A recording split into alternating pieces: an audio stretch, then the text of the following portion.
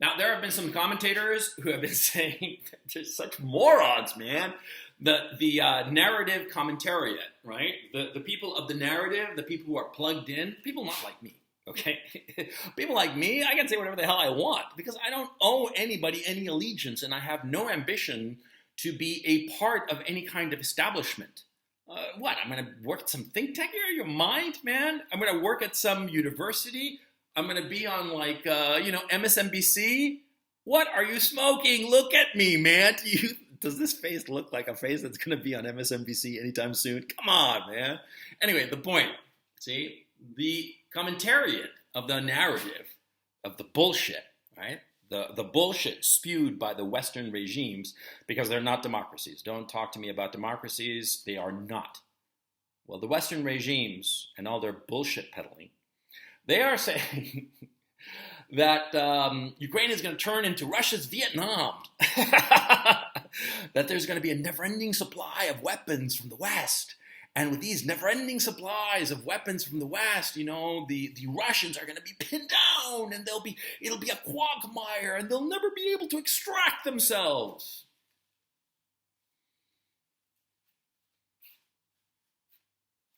I tell you once, I tell you 1,000 times, never get high on your own supply.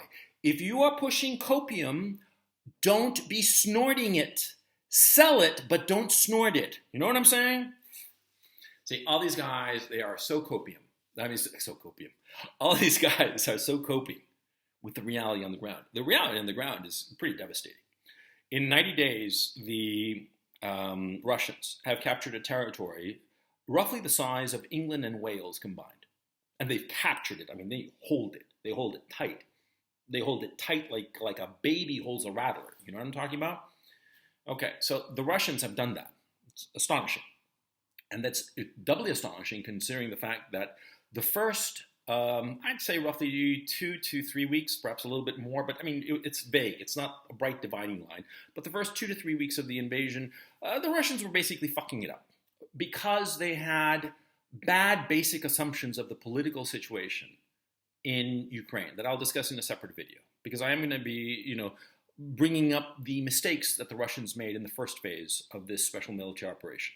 And they're understandable mistakes. They were mistakes, but it makes sense. And like I said, I'll do it in a separate video. But the point of this video that I want to make is that, see, now that we're coming up on 90 days of this special military operation, invasion, war, call it what you will, the Russians have captured a whole boatload of territory. The Russians are winning. They are grinding down the Ukrainian armed forces. And the Ukrainian armed forces, it's not that they need weapons. They need weapons, sure, but they need men. They're not getting them. They're not getting resupplied with the men. And the tragedy, the horror that, whenever I think about this number, it just horrifies me. They're losing 500 men per day. Now, imagine that. Imagine your high school class. How many kids in your class? 30, something like that, 30, 35, whatever. Imagine that tripled. And that's 100 people. That's a lot of people. Now, quintuple that. That's 500 people. Imagine that number of people were killed every day by Russian shelling. Soldiers were killed every day. I mean, capable guys. These guys aren't losers. They're tough. They are tough, prepared, trained. They're soldiers who know more or less what they're doing. And they're getting killed at a rate of 500 a day. And the worst part is not only are these soldiers dying, which is a tragedy, it's that the future of Ukraine is dying with them because those young men are the future of Ukraine and they are dying at a clip of 500 men per day. This is a disaster. This is irreparable. And anyway, I'm sorry. Whenever I think about this topic, it just breaks my fucking heart. I mean, it really, really does. And it gets me so upset. And it takes me a while to sort of like calm down and focus on what the hell I want to talk about. And, a lot of people have commented on the fact that in all my my videos, my thumbnails are me smiling or something or laughing. Yeah, you know why? Because whenever I stop laughing and stop smiling and stop trying to take this with, just relaxed, when the reality of it hits me, it just breaks my heart, man. because this is a fucking tragedy. I'm not kidding. This is horrifying, man. And it's because of horrible political leadership that is driving these poor young men to their deaths for nothing. I am a 54-year-old man. I remember perfectly well when I was 25, and I think of the life I have led from the time I was 25 until today. And I think of that life that all of these young men will never get to experience. And it just breaks my heart. Okay, so sorry about that. I mean, let's get back to the topic, because it really just... Okay, so the Russians are supposed to be going into a quagmire, this fucking war, where they're winning in such devastating fashion, because they are. The people who are really going to suffer in Vietnam are the Poles. Now, that might sound like really far out there, and you're going to be saying, like, what the hell are you talking about? And it's very simple. See, the Russians, they only care about east and southern Ukraine, because that's where the ethnic Russians are. Okay, the ethnic Russians. You should watch Oliver Stone's interview with Vladimir Putin. In that interview, Vladimir Putin insisted over and over and over again what a tragedy it was that all of these ethnic Ukrainians overnight found themselves in a foreign country once the Soviet Union collapsed in December of 1991. For him, it is a driving motivation to bring back under the umbrella, under the aegis of the Russian Federation, all of the ethnic Russians. And all of the ethnic Russians in Ukraine are in a band, a swoosh that is from your point of view, Kharkov, coming south to Lugansk, Donetsk, Zaporozhye, Kherson, and Odessa. And here, of course, is Crimea. And so he wants to bring those people back. He is accomplishing that. Now, how is it that the Poles are going to get involved? Well, the Poles have an ancient grudge with Ukraine, because during the times of the Soviet Union gave a part of Poland called Galicia to Ukraine. And those are historic lands that the Poles consider theirs. Lviv, the city of Lviv in western Ukraine, is a historically Polish city. And the Poles want it back. They want Galicia back, and they want Lviv back.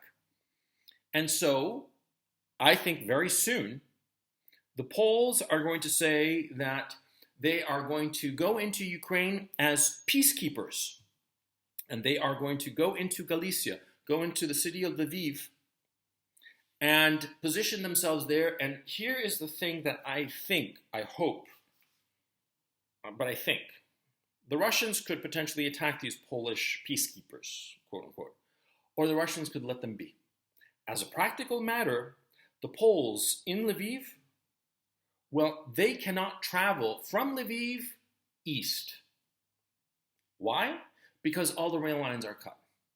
Now, you would think that that's not a big deal. You can go by truck. Well, yeah, by truck, but you're going to get hit.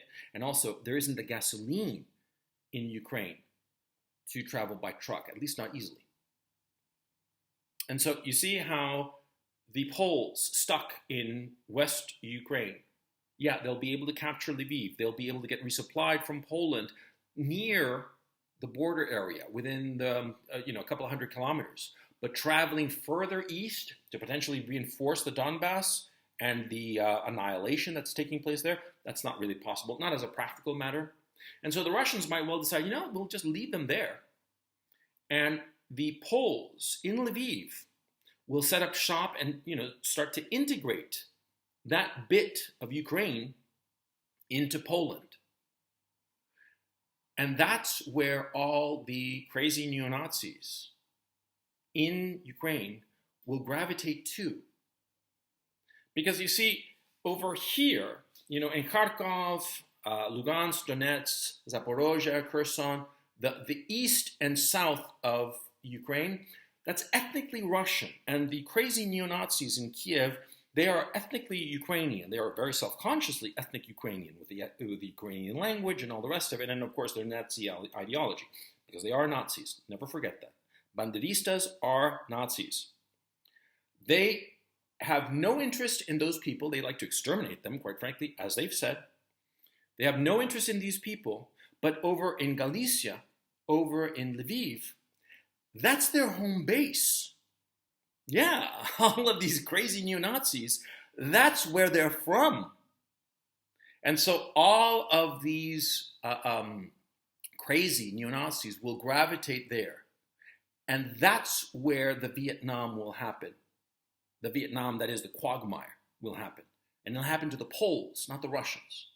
Because, see, in eastern Ukraine and southern Ukraine, if a crazy neo-Nazi went, undercover like resistance fighter, the people there would turn him in because the people are Russian.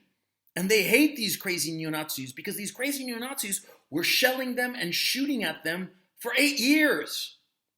So the second any kind of like undercover commando op bullshit, right, went into eastern Ukraine or the Donbass or southern Ukraine, let alone Crimea, they'd be instantly spotted, instantly arrested. It would be a non-event.